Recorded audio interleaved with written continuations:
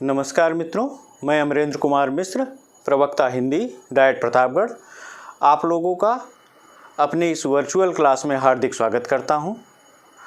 मित्रों, जब आप लोग कोई भी प्रतियोगी परीक्षा में प्रतिभाग करते हैं, किसी भी प्रतियोगी परीक्षा में प्रतिभाग करते हैं, तो आप लोग देखते होंगे कि कुछ ऐसे विषय वस्तु होते हैं, कुछ ऐसे प्रकरण होते हैं जिन पर अनिवार्य रूप से प्रश्न आते हैं, जैसे रस, छंद, अलंकार, संधि, समास इत्यादि ऐसे प्रकरण हैं जिन पे निश्चित रूप से हर परीक्षा में प्रश्न पूछे जाते हैं, यदि वो परीक्षा हिंदी से संबंधित है तो मित्रों, आज इन्हीं प्रकरणों में से एक सर्वप्रमुख प्रकरण रस के बारे में हम आप लोगों के साथ कुछ बातचीत करेंगे। इस बातचीत में सबसे पहले हम ये जानने की कोशिश करेंगे कि रस का क्या अर्थ होता है, रस की परिभाषा क्या है। हमारे पीछे लगे हुए व्हाइट बोर्ड को अगर आप लोग देख रहे हो तो संस्कृत में जो रस को परिभाषित करने की कोशिश की गई है, उसमें कहा गया है कि रस्यते आस्वाद्यते इति रसः, अर्थात जिसका आस्वादन किया जाए, जिसका आनंद लिया जाए, उसे रस कहते हैं। अब इस परिभाषा को अगर हम लोग थोड़ा सा हिंदी के दृष्टिकोण से देखने की कोशिश करें, बच्चों को समझाने की दृष्टिकोण से बात करें, तो हम इसको कह सकते हैं कि किसी काव्य को पढ़कर, सुनकर या देखकर जो आनंद प्राप्त होता है उसे रस कहते हैं। पढ़कर, सुनकर, देखकर से क्या तात्पर्य है? पढ़कर कहने से तात्पर्य होता है कि जैसे कुछ विधाएं होती हैं काव्य की जिनको पढ़ा जाता है, जैसे कहानी है, उपन्यास है, इनको पढ़कर आनंद प्राप्त होता है। कुछ ऐसी विधाएं होती हैं जिनको सुनकर आनंद प्राप्त होता है, जैसे कविता, या एक बड़ा लोकप्रिय गायन हुआ करता था कुछ समय पहले तक, आल्हा इत्यादि ऐसी विधाएं हैं जिनको सुनकर आनंद प्राप्त किया जा सकता है या किया जाता है। और देखकर से तात्पर्य क्या होता है? देखकर से तात्पर्य होता है कि कुछ विधाएं ऐसी होती हैं जिनको देखकर आनंद प्राप्त होता है, जैसे नाटक, एकांकी इत्यादि। तो अब इस तरह से रस की एक समग्र परिभाषा यह बनी कि किसी काव्य को पढ़कर, देखकर या सुनकर जो आनंद प्राप्त होता है उसे रस कहते हैं।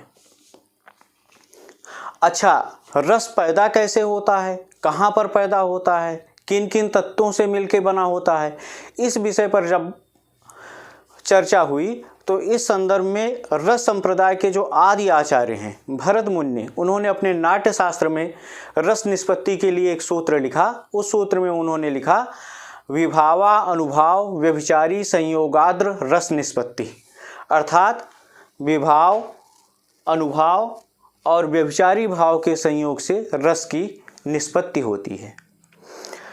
अब प्रश्न ये उठा कि यहाँ पर आचार्य भरत मुनि के संयोग और निष्पत्ति शब्द से क्या तात्पर्य है। इसको लेकर के विद्वानों में बड़ा मतभेद हुआ और बड़े बड़े विद्वानों ने इसके संदर्भ में अपनी अलग अलग व्याख्याएं प्रस्तुत की, और उसके आधार पर अपने सिद्धांत या अपने वाद का प्रचार प्रसार किया। इस संदर्भ में जो सबसे पहली व्याख्या प्रस्तुत हुई वो आचार्य भट्ट लोलट ने प्रस्तुत की कि उपचितिवाद, जिनके वाद को उपचितिवाद या उत्पत्तिवाद कहा जाता है, इन्होंने संयोग या निष्पत्ति शब्द की क्या व्याख्या की, इसके बारे में मैं इसलिए नहीं बात कर रहा हूं क्योंकि ये चर्चा यहाँ के लिए उपयोगी नहीं है। आप लोगों के परीक्षा के दृष्टिकोण से भी ये चर्चा यहाँ पर उपयोगी नहीं है। इनका अध्ययन जो है साहित्य की उच्च कक्षाओं में किया करवाया जाता है। संभवतः आप किए होंगे या नहीं किए होंगे, भविष्य में करना चाहेंगे तो आप लोगों को मौका मिलेगा। तो जो रस सूत्र के प्रथम व्याख्याता हैं, ध्यान दीजिएगा, ये प्रश्न भी कभी आपकी परीक्षा में पूछा जा सकता है कि रस सूत्र के प्रथम व्याख्याता कौन है। तो प्रथम व्याख्याता भट्ट लोलट हैं। अगर ये पूछा जाए कि रस सूत्र के प्रस्तोता कौन है, रस सूत्र को किसने दिया है, तो उसका उत्तर होगा भरत मुनि।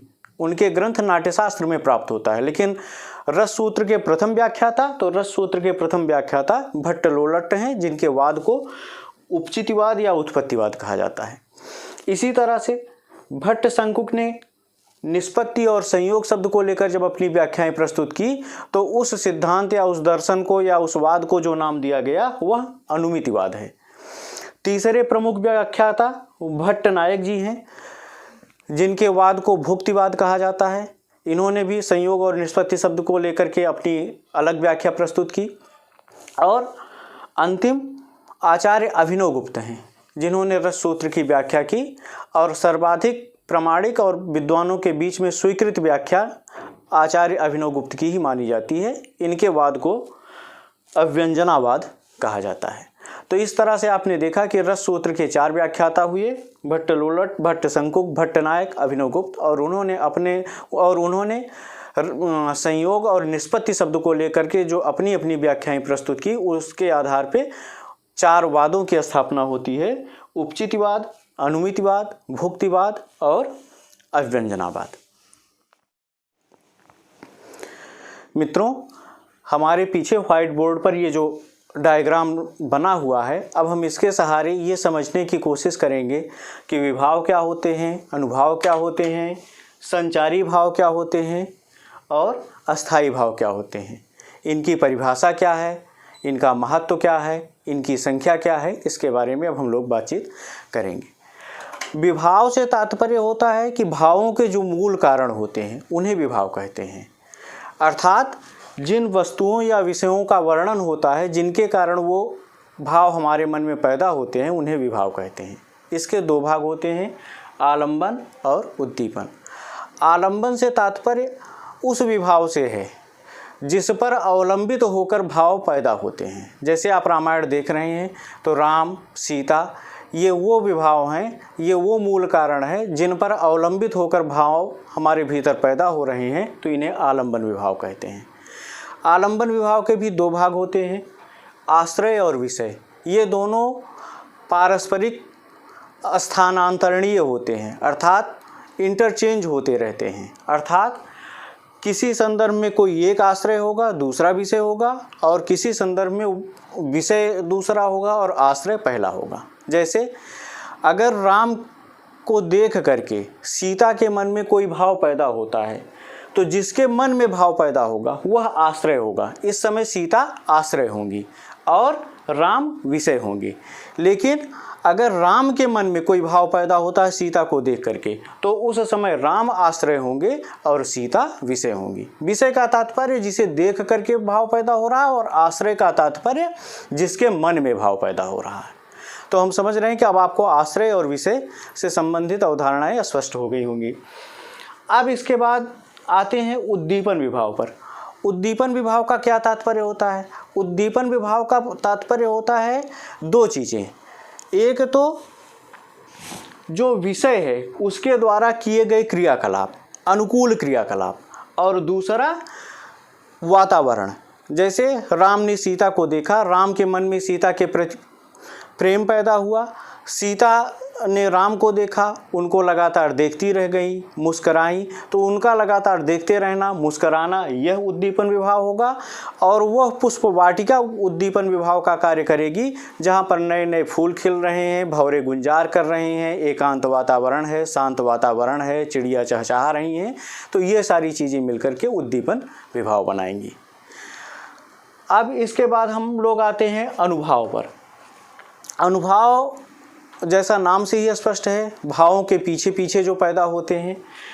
अगर आप परिभाषित करना चाहें तो आप कह सकते हैं कि अब तक आपने देखा कि विषय के मन में, विषय की जो शारीरिक चेष्टाएं होती हैं, विषय के जो क्रियाकलाप होते हैं, उन्हें जो है हम उद्दीपन विभाव के अंतर्गत रखते हैं। लेकिन आलंबन के आश्रय के भीतर जो क्रियाकलाप पैदा होते हैं उसे हम अनुभाव कहते हैं। मतलब जिसके मन में भाव पैदा हो रहा है, उसके बाद उसकी कायिक स्थिति क्या है, शारीरिक स्थिति क्या है, सात्विक या मानसिक स्थिति क्या है, वाचिक या वाणी की स्थिति क्या है, आहार माने वेशभूषा की स्थिति क्या है, इनको जो है हम अनुभाव कहते हैं। ध्यान दीजिएगा, कभी कभी एग्जाम में आपके अनुभाव के ये 4 पार्ट पूछे जाएंगे और कभी कभी अनुभाव के ये 8 पूछे जाएंगे। हो सकता है कभी पूछ ले कि अनुभाव के कितने भाग होते हैं और विकल्प दे दे 4, और हो सकता है कभी पूछे अनुभाव के कितने भाग होते हैं और विकल्प दे दे 8। तो आपको ये ध्यान में रखना है कि ये 4 के रूप से भी सही हो जाएगा और 8 के तर्क से भी सही हो जाएगा। अब हम 8 का डिवाइडेशन देखते हैं, विभाजन देखते हैं। सबसे पहला है स्तंभ। अगर अपने विषय को देख करके आश्रय जो है अस्तंभित रह जाता है, जहाँ जैसे है वैसे का वैसा खड़ा रह जाता है, तो स्तंभ अनुभाव होगा। अगर उसके शरीर में पसीने आने लगते हैं तो स्वेद अनुभाव होगा। अगर उसका शरीर रोमांचित हो जाता है, रोए खड़े हो जाते हैं, तो रोमांच अनुभाव होगा। अगर उसके वाणी भंग हो जाती है, बोलने का क्रम बिगड़ जाता है, बोल नहीं पाता है, तो वहाँ स्वरभंग अनुभाव होगा। अगर उसके शरीर में कंपन पैदा हो जाता है तो वहाँ कंप अनुभाव होगा। अगर उसका शरीर पीला पड़ जा रहा है तो वैवर्ण अनुभाव होगा। अगर उसके आँख से अश्रु निकल रहे हैं, आंसू निकल रहे हैं, तो अश्रु अनुभाव होगा। और अगर वह विशृंखलित वार्ता करने लगता है, जिसका कोई कार्य कारण संबंध ना हो, एक वाक्य दूसरे वाक्य से जुड़ा ना हो या औचित्यपूर्ण ना हो, तो वहाँ प्रलाप अनुभाव होता है। तो आपने देखा कि अनुभाव का विभाजन 2 तरह से किया जाता है। कभी उसके 4 भेद माने जाते हैं और कभी उसके 8 भेद माने जाते हैं। अब हम तीसरे नंबर पर आते हैं संचारी भाव। संचारी भाव के कुल 33 भेद होते हैं। संचारी भाव से तात्पर्य होता है कि जो लगातार संचरण करते रहें, जो आते रहें जाते रहें, आते रहें जाते रहें। इनके 33 भेद होते हैं। व्हाइट बोर्ड पर लिखना इनको बहुत औचित्यपूर्ण नहीं था, हमने आपको सिर्फ इनकी संख्या बताई। आप अपनी पाठ्य पुस्तकों में देखेंगे, वहाँ पे बढ़िया हर पाठ्य पुस्तक में आपको जो है संचारी भाव के 33 भेद उपलब्ध हो जाएंगे। अब इसके बाद आते हैं स्थायी भाव पर। अस्थायी भाव किसे कहते हैं? अस्थायी भाव वो भाव होते हैं जो प्रत्येक सहृदय पाठक के भीतर अनिवार्य रूप से निवास करते हैं। मतलब वो हर व्यक्ति के भीतर होंगे, हमारे भीतर होंगे, आपके भीतर होंगे, सबके भीतर होंगे और मुख्य भाव होते हैं। इस तर्क पर इन्हें अस्थायी भाव कहा जाता है। इनके कुल जो है भरत मुनि ने 8 भेद माने थे। रति, हास, शोक, क्रोध, उत्साह, भय, जुगुप्सा, विस्मय। उन्होंने निर्वेद को जो है अस्थायी भाव नहीं माना था, लेकिन बाद के विद्वानों ने निर्वेद को भी अस्थायी भाव माना। और इसी तरह से हिंदी साहित्य में भक्ति काल आने के बाद वात्सल्य और देव विषयक रति को भी नए अस्थायी भाव माने गए। तो आप देख रहे हैं कि इस तरह से भरत मुनि के द्वारा स्वीकृत कुल 8 अस्थायी भाव हैं, सर्वमान्य 9 अस्थायी भाव हैं और सर्वाधिक अस्थायी भावों की संख्या 11 मानी जाती है। अब हम क्रमशः एक एक करके अस्थायी भाव और उनसे संबंधित रस के बारे में अध्ययन करेंगे। मित्रों, इससे पहले कि हम लोग रस, उनकी परिभाषा, उनके उदाहरण पर चर्चा करें, उससे पहले मैं आप लोगों के साथ ये बात शेयर करना आवश्यक समझ रहा हूँ कि रसों की संख्या कितनी होती है। देखिए, रस संप्रदाय के जो आदि आचार्य हैं भरत मुनि, उन्होंने रसों की संख्या 8 मानी थी, जो आपको शुरुआत में लिखे हुए दिख रहे हैं। श्रृंगार, हास्य, करुण, रौद्र, वीर, भयानक, विभत्स, अद्भुत। उन्होंने शांत रस को स्वीकार नहीं किया था। अब इसका कारण क्या है? क्या वो शांत रस औचित्यहीन है?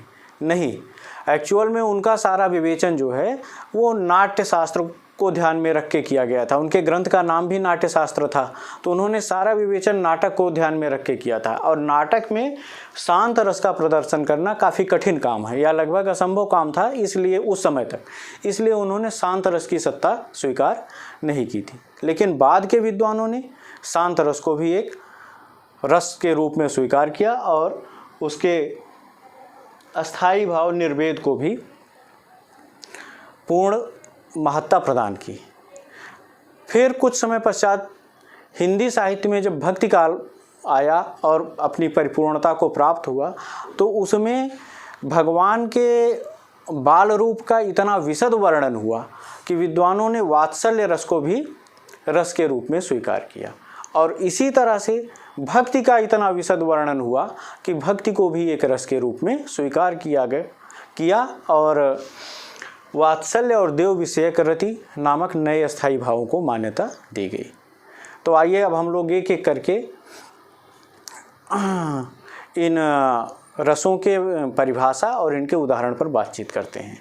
हाँ, ये ध्यान रखिएगा कि प्रश्न अगर आपसे पूछा जा रहा है कि रसों की संख्या कितनी है, तो कभी ये इस तरह से पूछा जा सकता है कि भरत मुनि ने रसों की संख्या कितनी मानी है, तो आप उत्तर देंगे 8। अगर पूछा जाएगा कि अधिकांश विद्वान रसों की संख्या कितनी मानते हैं, तो उत्तर होगा 9। या अगर सिर्फ यही पूछा जाए रसों की संख्या कितनी होती है, तो उत्तर होगा 9। लेकिन अगर ये पूछा जाए कि अधिकतम रसों की संख्या कितनी है या रसों की अधिकतम संख्या कितनी है, तो उत्तर होगा 11। तो अब आप स्पष्ट हो चुके होंगे कि आपसे अगर इस तरह के प्रश्न पूछे जाएंगे तो आपको उनका उत्तर कैसे देना है। अब देखते हैं श्रृंगार रस। अगर आप लोगों को श्रृंगार रस को परिभाषित करना है तो आपको भरत मुनि के उसी रस सूत्र की सहायता लेनी होगी और थोड़े से परिवर्तन के साथ हर रस की परिभाषा आप बड़े आराम से बताते जा सकते हैं। जैसे उनका रस सूत्र क्या था? उनका रस सूत्र था विभावा अनुभाव व्यभिचारी संयोगाद्र रस निष्पत्ति। विभाव, अनुभाव और व्यभिचारी भाव के संयोग से रस की निष्पत्ति होती है। अब आइए हम देखेंगे कि इसको परिभाषित कैसे करेंगे श्रृंगार रस के संदर्भ में। तो श्रृंगार रस के संदर्भ में इस तरह से परिभाषित होगा कि जब विभाव, अनुभाव एवं व्यभिचारी भाव के संयोग से रति नामक अस्थायी भाव रस रूप में परिणित होता है तो वहाँ श्रृंगार रस होता है। एक बार मैं फिर दोहरा रहा हूँ, जब विभाव, अनुभाव एवं व्यभिचारी भाव के संयोग से रति नामक अस्थायी भाव रस रूप में परिणत होता है तो उसे श्रृंगार रस कहते हैं। श्रृंगार रस के 2 भेद होते हैं, संयोग श्रृंगार, विप्रलंभ श्रृंगार। श्रृंगार को रसराज भी कहा जाता है। रसराज क्यों कहा जाता है? रसराज इसलिए कहा जाता है कि क्योंकि यह जीवन में सर्वाधिक व्यापक है, इसकी व्यापकता सर्वाधिक है, इसलिए इसे रसराज का भी दर्जा दिया जाता है। अब हम इसका एक उदाहरण देखेंगे। उदाहरण उस समय का है जब सीता जी भगवान राम को पुष्प वाटिका में देख रही हैं, लेकिन शर्म संकोच इसके कारण सीधे नहीं देख सकती हैं, तो उन्होंने हाथ में जो कंगन पहना हुआ है, उस कंगन में जो नग लगा हुआ है, उस नग में भगवान राम की परछाई बन रही है, उस परछाई को वो देख रही हैं। गोस्वामी तुलसीदास जी ने लिखा है, राम का रूप निहारति जानकी कंगन के नग की परछाई। राम का रूप निहारति जानकी कंकन के नग की परछाई। याते सबे सुधि भूल गई करटे की रही पल टारत नाही। अर्थात राम के उस रूप का पान करने में वो इतना मग्न हो गई हैं कि वो ना तो अपने हाथों को हिला रही हैं और ना अपने पलकों को झपकने दे रही हैं। तो ये हुआ आपके श्रृंगार रस की परिभाषा और उसका उदाहरण। दूसरा रस है हास्य रस। परिभाषा वही होगी, जब विभाव, अनुभाव एवं व्यभिचारी भाव के संयोग से हास नामक अस्थायी भाव रस रूप में परिणत होता है तो वहाँ हास्य रस की सत्ता स्वीकार की जाती है। उदाहरण दिया इसका रामचरितमानस से ही है। मातहि पितहि उरिन भय नीके गुरु ऋण रहा सोच बढ़ जी के। ये उस समय का वर्णन है जब परशुराम और लक्ष्मण जी के बीच संवाद हो रहा था। तो परशुराम जी क्रोधित थे। उन्होंने कहा कि चूँकि तुम लोगों ने मेरे गुरु का धनुष तोड़ा है, इसलिए तुम लोगों का अगर मैं मस्तक काट दूं, तुम्हारा मस्तक मैं काट दूं, तो मैं गुरु के ऋण से मुक्त हो जाऊंगा। तो लक्ष्मण जी उनके ऊपर व्यंग करते हुए कहते हैं कि हाँ, आप माता के ऋण से तब उऋण हुए थे जब आपने माँ का गर्दन काट दिया था। पितृ ऋण से तब उऋण हुए थे जब आपने सहस्त्रबाहु का गर्दन काट दिया था। अब गुरु ऋण बचा हुआ है, गुरु ऋण बचा हुआ है, इससे आप तब उऋण हो सकते हैं जब आप हमारा मस्तक काट दें। अर्थात परशुराम के ऊपर व्यंग है, उनके ऊपर हंसते हुए कहते हैं कि आपका कोई भी ऋण जो है वो बिना गर्दन काटे हुए नहीं पूरा होता है। उदाहरण, मातहि पितहि उऋण भय नीके गुरु ऋण रहा सोच बढ़ जी के। तीसरा रस है करुण रस। करुण रस का स्थायी भाव शोक होता है। ध्यान दीजिएगा, करुण रस में अस्थाई भाव शोक होता है और ये किसी प्रिय व्यक्ति के हमेशा से वियोग के लिए प्रस्तुत किया जाता है। वियोग से तात्पर्य ये यहाँ पर कि वह व्यक्ति मर चुका हो, उससे दोबारा मिलना संभव ना हो। ध्यान दीजिएगा, श्रृंगार रस में भी वियोग होता है लेकिन उसमें दोबारा मिलन की संभावनाएं बनी रहती हैं। लेकिन शोक रस में करुण रस में जो शोक पैदा होता है वो किसी प्रिय इष्ट व्यक्ति के मृत्यु के कारण होता है। उदाहरण है, पहले परिभाषा कि विभाव, अनुभाव एवं व्यभिचारी भाव के संयोग से शोक नामक अस्थाई भाव जब रस रूप में परिणत होता है तो उसे करुण रस कहते हैं। उदाहरण, मणिखोए भुजंग किसी जननी, फनसा पटक रही थी शीश, अंधी आज बनाकर मुझको किया न्याय तुमने जगदीश। मित्रों, अगला महत्वपूर्ण रस है रौद्र रस। रौद्र रस का अस्थाई भाव क्रोध होता है। रौद्र रस में अगर आप इसको परिभाषित करना चाहें तो कहेंगे विभाव, अनुभाव एवं व्यभिचारी भाव के संयोग से जब क्रोध नामक अस्थाई भाव रस रूप में परिणत होता है तो वहाँ रौद्र रस होता है। रौद्र रस का उदाहरण देते हुए गोस्वामी तुलसीदास ने रौद्र रस का बहुत अच्छा वर्णन किया है। राम रावण युद्ध हो रहा था और उस युद्ध में भगवान राम रावण के ऊपर कुपित होते हैं, क्रोधित होते हैं। उस समय का वर्णन करते हुए गोस्वामी तुलसीदास कहते हैं, भय क्रुद्ध युद्ध विरुद्ध रघुपति त्रोण सायक कसमसे को दंड धुनि यति चंड सुनि मनुजाद सब मारुत ग्रसे मंदोदरी उर कंप कंपति कमठ भू भू धर त्रसे चिक्कर ही दिग्गज दसन गहि मही देखि कौतुक सुरहसे। कह रहे हैं कि भय क्रुद्ध युद्ध विरुद्ध रघुपति जो है युद्ध में रावण के विरुद्ध क्रुद्ध हो गए हैं। भय युद्ध क्रुद्ध विरुद्ध रघुपति त्रोण सायक कसमसे, और उनका जो तर्कस है उसमें से उनके बाण कसमसाने लगे हैं कि मुझे निकालिए, मेरा प्रयोग कीजिए, मैं रावण का वध करूंगा।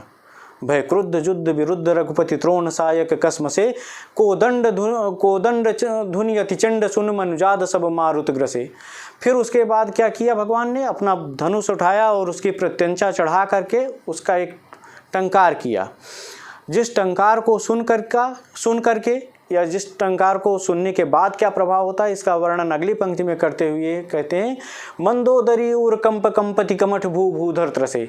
उस टंकार की ध्वनि मात्र सुन करके मंदोदरी का हृदय कंपित हो गया कि अब मेरा पति रावण जिंदा नहीं बचेगा, जीवित नहीं बचेगा। मनुजाद सब मारुत ग्रसे, और पूरे ब्रह्मांड की जो हवाएं हैं वो विशृंखलित हो गई, एक दूसरे से टकराने लगी।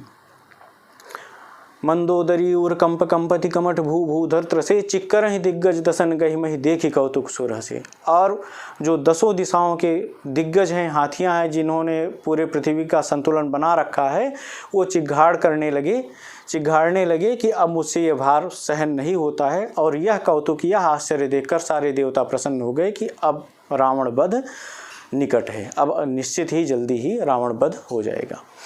अब यहाँ पर देखिएगा, अस्थाई भाव क्रोध है। आपको दो रसों में अंतर करना होगा, रौद्र रस और वीर रस। वीर रस का अस्थाई भाव उत्साह होता है। वीर रस में क्या होता है कि हमारे भीतर कर्म करने की प्रेरणा होती है कि हम कर्म करें और उसका एक उत्साह बना रहता है। लेकिन रौद्र रस में क्रोध होता है। तो आप जब भी पढ़ें, जब भी आपको कोई पंक्ति देकर कहा जाए कि बताइए इसमें वीर रस है कि रौद्र रस है, तो आप ये ध्यान दीजिए कि उसको पढ़ने के बाद आपको क्या महसूस हो रहा है। आपको ये महसूस हो रहा है कि आपके मन में क्रोध की भावनाएं पैदा हो रही हैं या आपके मन में उत्साह की भावनाएं पैदा हो रही हैं। अगर आपके मन में क्रोध की भावना पैदा हो रही है तो वो रौद्र रस का उदाहरण होगा, और आपके मन में अगर उत्साह की भावना पैदा हो रही है तो वह वीर रस का उदाहरण होगा। आइए अब हम लोग अगले रस पर चलते हैं। अगला रस है वीर रस। वीर रस का अस्थाई भाव उत्साह होता है। परिभाषित करेंगे तो हम कहेंगे कि जब विभाव, अनुभाव एवं व्यभिचारी भाव के संयोग से उत्साह नामक अस्थाई भाव रस रूप में परिणत होता है तो वहाँ वीर रस होता है। उदाहरण, अभिमन्यु को जब चक्रव्यूह भेदन करने के लिए जाना होता है तो वह अपने सारथी से कहता है, मैं सत्य कहता हूँ सखे सुकुमार मत जानो मुझे, यमराज से भी युद्ध में प्रस्तुत सदा मानो मुझे। है और की तो बात ही क्या गर्व मैं करता नहीं, मामा तथा निजतात से भी मैं समर डरता नहीं। अब यहाँ पर देखिए उसके भीतर युद्ध में जाने के लिए उत्साह है, वो किसी के प्रति क्रोधित नहीं है, सिर्फ उसे ये लग रहा है कि मुझे युद्ध करने का मौका मिलेगा, और अपने उस उत्साह का वर्णन करते हुए कहता है कि हे सारथी, मैं सत्य कह रहा हूँ, मुझे छोटा बालक समझकर सुकुमार मत समझना। है मैं सत्य कहता हूँ सखे सुकुमार मत जानो मुझे, यमराज से भी युद्ध में प्रस्तुत सदा मानो मुझे। मैं हमेशा यमराज से भी युद्ध करने के लिए प्रस्तुत रहता हूँ। है और की तो बात ही क्या गर्व मैं करता नहीं, दूसरे की तो मैं बात क्या कहूँ, मैं घमंड पूर्वक नहीं कह रहा हूँ, ये मेरा मात्र उत्साह है।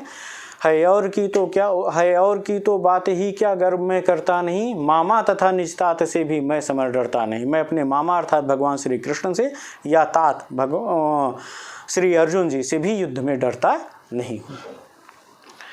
इसके बाद अगला महत्वपूर्ण रस है भयानक। भयानक रस का वैसे वर्णन कम ही मिलता है हम लोगों के यहाँ, लेकिन कहीं कहीं जो है वो ज़रूर मिल जाता है। भयानक रस का अस्थायी भाव भय होता है। परिभाषित करेंगे, जब विभाव अनुभाव एवं व्यभिचारी भाव के संयोग से भय नामक अस्थायी भाव रस रूप में परिणत होता है, तो वहाँ पर भयानक रस की सत्ता स्वीकार की जाती है। उदाहरण है, एक ओर अजगर लखी एक ओर मृगराय, बिकल बटोही बीच ही परे मूर्छा खाए। कोई पथिक है, वो रास्ते में जा रहा है, तो उसको एक तरफ अजगर दिखाई पड़ रहा है, दूसरी तरफ मृगराय माने शेर। अब जब वो अपने आप को बीच में फंसा पाता है तो वह इतना आतंकित हो जाता है, इतना डर जाता है, इतना भयग्रस्त हो जाता है कि वह बीच में ही मूर्छा खा करके गिर जाता है। तो यहाँ पर आप देख रहे हैं कि जो भय नामक अस्थायी भाव है वो रस रूप में परिणत हो रहा है, इसलिए भयानक रस सिद्ध हो रहा है। अगला महत्वपूर्ण रस है विभत्स रस। विभत्स रस का अस्थायी भाव जुगुप्सा है। जुगुप्सा से तात्पर्य होता है घृणा या घिन। कभी कभी हम लोग कुछ ऐसी घटनाएं देख लेते हैं, ऐसे दृश्य देख लेते हैं जिसको देख करके मन में एक अजीब सा घिन का भाव पैदा हो जाता है, उसी को जुगुप्सा कहा जाता है। तो कुछ स्थानों पर ऐसा होता है कि जब जुगुप्सा नामक अस्थायी भाव रस रूप में परिणत होता है।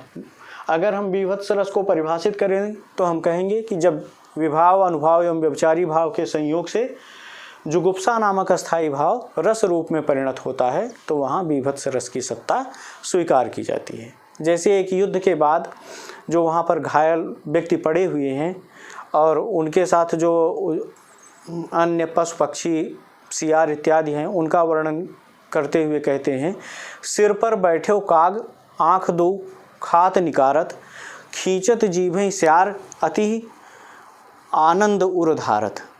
कह रहे हैं कि सिर पर बैठे काग। सिर पर बैठे काग का मतलब कि सिर पर कौआ बैठा हुआ है और दोनों आँखों को चोंच मार मार कर निकाल करके खा रहा है। इसी तरह से सियार जो हैं वो मनुष्य की जीभ को खींच करके अत्यंत आनंद पूर्वक खा रहे हैं। तो अब ऐसा दृश्य देखकर मन में एक विचित्र प्रकार की घृणा पैदा होती है, और ये घृणा रूपी अस्थायी भाव ही रस रूप में परिणत हो रहा है, इसलिए यहाँ पर भयानक विभत्स रस की सत्ता स्वीकार की जाती है या विभत्स रस माना जाता है। मित्रों, अगला रस है अद्भुत रस, जिसका अस्थायी भाव होता है विस्मय। विस्मय का मतलब होता है आश्चर्य। अगर किसी घटना को देख करके आपके मन में आश्चर्य की भावना पैदा होती है तो वहाँ पर अद्भुत रस स्वीकार किया जाता है। अस्थायी परिभाषा इसकी पुनः वैसे ही होगी, जब विभाव अनुभाव एवं व्यभिचारी भाव के संयोग से विस्मय नामक अस्थायी भाव रस रूप में परिणत होता है, तो वहाँ पर अद्भुत रस की सत्ता स्वीकार की जाती है।